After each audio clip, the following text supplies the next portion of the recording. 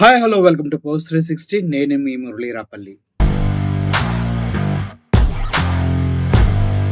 'Prithviraj' 'Laila' movie ఫంక్షన్‌లో ఇష్టానుసారంగా వాగిన తర్వాత జరిగినటువంటి పరిణామాలు గనక మనం క్షుణ్ణంగా పరిశీలించినట్లయితే, ఒక్కసారిగా 'విశ్వక్సేన్' మూవీ టీమ్‌లో వాళ్ళంతా భయభ్రాంతులకు గురైనట్టుగా తెలుస్తుంది. ఎందుకంటే దగ్గర దగ్గర 1,20,000 పోస్టులు ఒక్క రోజులో ట్విట్టర్‌ని మోగించాయి.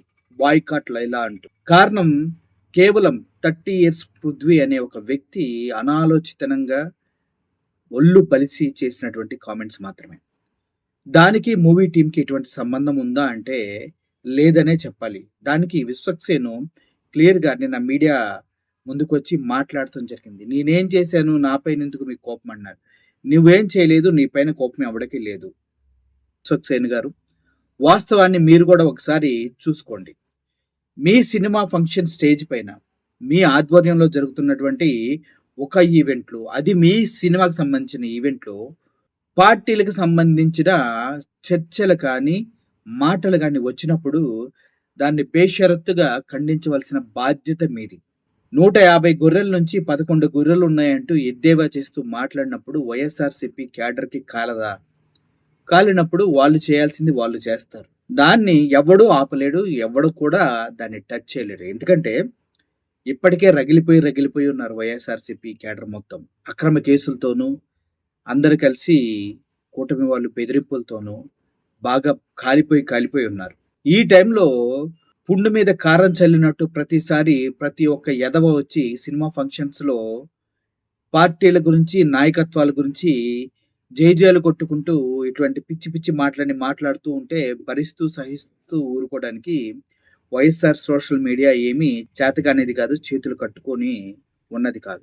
నిజంగా నైట్ నేను చూసాను ఇలా మాట్లాడాడేంటని టెన్షన్ పడ్డాను అంటే, నువ్వెందుకు ట్వీట్ వేయలేదు? ఇలా మాట్లాడాడు. దీనికి మాకు సంబంధం లేదు. క్షమించండి అని ఒక ట్వీట్ వేస్తే ఇంత దూరం వచ్చేది కాదు కదా! ట్వీట్ వేయకపోగా రోజంతా వెయిట్ చేసి మధ్యాహ్నం ఆ ట్వీట్స్ 25K దాటే లోపు నీ గుండెలు, మీ ప్రొడ్యూసర్ గుండెలు కొట్టుకొని తట్టుకోలేక ప్రెస్ మీట్ పెట్టారు. అది కూడా ఏంటి, పృథ్వీని తీసుకొని రాలేదు. ఎందుకు తీసుకురారు మీరు? మీ సినిమాలో యాక్ట్ చేసిన వ్యక్తి, మీరు డబ్బులు ఇస్తే పని చేసినటువంటి ఒక వ్యక్తి, మీ ఫంక్షన్‌లో ఇష్టానుసారంగా మాట్లాడినటువంటి ఒక వ్యక్తిని మీరు ఎందుకు క్షమాపణ చెప్పమని కోరరంటే, నేను ఆయనతో మాట్లాడినంటూ అలిగావా? ఏ డబ్బులు తీసుకున్నప్పుడు తెలియలేదా ఆడికి ఇష్టం వచ్చినట్టు మాట్లాడకూడదని? చెప్పండి విశ్వక్సేన్ గారు. నేను అందరినీ స్కూల్‌కి పంపించి వాళ్ళకి ఏంటి పద్ధతులు నేర్పించాలా అన్నారు. లేదు, నువ్వు స్కూల్‌కెళ్ళి పద్ధతులు నేర్చుకో ఫస్ట్.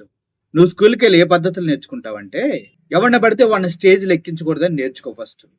స్టేజ్‌లో ఎక్కించినప్పుడు వాడు మాట్లాడిన తర్వాత ఆ మాటలు విని దాన్ని ఖండించడం నేర్చుకో ఫస్ట్. అర్థమైందా? నేనేం చేశా అన్న మీకోసం, సరే నేను సారీ చెప్తేనే మీరు ఆగుతారంటే చెప్తా. ఎవడి కోసం భిక్ష వేస్తున్నావు నువ్వు సారీని? ఎవడి కోసం భిక్ష వేస్తున్నావు సారీని? వైఎస్ఆర్‌సీపీ క్యాడర్ కోసమా? భయపడి భిక్ష వేస్తున్నావా? కానీ వాస్తవాలు నువ్వు గ్రహించగలుగుతున్నావా? అక్కడ జరిగింది తప్పు. దానివల్ల ఎంతమంది బాధపడి ఉంటారన్న వాస్తవాన్ని నువ్వు గమనించావా? గమనించు. అర్థమైందా? చిన్న వయసు 29, 30 ఇయర్స్ ఉంటాయి నీకు. సినిమాల్లో మంచిగా రాణిస్తూ ఉన్నావు. సొంతగా ప్రొడక్షన్ చేస్తూ ఉన్నావు. సొంతగా స్క్రిప్టులు రాసుకుంటూ ఉన్నావు. నీకంటూ ఒక స్థానాన్ని ఏర్పరచుకోవడానికి నువ్వు ప్రయత్నిస్తూనే ఉన్నావు. కానీ ఈ ప్రయత్నంలో కొన్ని తప్పటడుగులు వేస్తున్నావు చూడు, అవి రాంగ్. ఇప్పుడే కాదు విశ్వక్సేన్ గారు, వైఎస్ఆర్‌సీపీ కార్యకర్తలంతా మూకుమ్మడిగా చెప్తుంది ఏంటంటే, నా కింద కామెంట్స్‌లో చూసి నేను మీకు చెప్తున్నాను. ఇప్పటి నుంచి 30 ఇయర్స్ పృథ్వీ నటించిన ప్రతి సినిమాని వైఎస్ఆర్‌సీపీ ఖండిస్తుంది, బాయ్‌కాట్ చేయడానికి సిద్ధపడుతుంది. నోటికి ఎంతొస్తే అంత మాట్లాడుతున్న వేస్ట్ ఫెలోగా పృథ్వీని వైఎస్ఆర్‌సీపీ క్యాడర్ చూస్తూ ఉంది. అంతేకాదు, అది చిరంజీవి గారు కూడా జనసేన, జై జనసేన రూపాంతరం చెందింది. ఏంది ఇయన్నీ నాకు అర్థం కాదు. దాని గురించి మాట్లాడరా మీరు? మీకెందుకయ్యా పొలిటికల్ ఇష్యూస్ సినిమా స్టేజ్‌ల పైన? మీకేం సంబంధం? ఇప్పుడైతే సోషల్ మీడియా గట్టిగా ఎదురు తిరిగింది కాబట్టి క్షమాపణలు చెప్పారు. లేకపోతే మీరు చెప్తారా వచ్చి?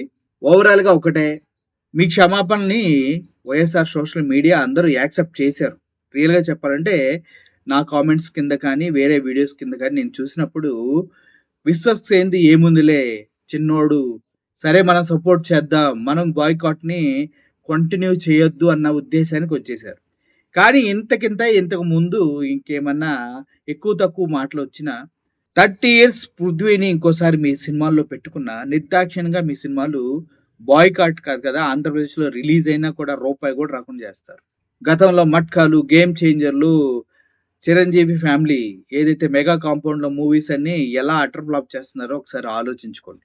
ఏకఛత్రాధిపత్యంతో సినిమా ఇండస్ట్రీని మొత్తాన్ని ఏలినటువంటి మెగా కాంపౌండ్ ఒక డజన్ హీరోలుంటారక్కడ. వాళ్ళంతా కూడా సేఫ్ హ్యాండ్స్‌లో ఉంది ఆంధ్రప్రదేశ్ అన్నారు. సేఫ్ హ్యాండ్స్‌లో లేదని ప్రతిసారి నిరూపిస్తూనే ఉన్నారు వైఎస్ఆర్‌సీపీ క్యాడర్ అంతా. దయచేసి ఇంకోసారి ఇటువంటి పిచ్చి ప్రలాపనలు పేలేటువంటి వ్యక్తుల్ని తీసుకొచ్చి స్టేజ్‌ల పైన మాట్లాడించకండి. సినిమాలకి, రాజకీయాలకి దూరంగా ఉంచండి ప్రతి ఒక్క ఈవెంట్‌ని అని మనసారా కోరుకుంటూ, మీ సినిమా సూపర్ సక్సెస్ అవ్వాలని కూడా కోరుకుంటూ సెలవు తీసుకుంటున్నాను. Thank you for watching this video. Murali signing off. Thank you so much.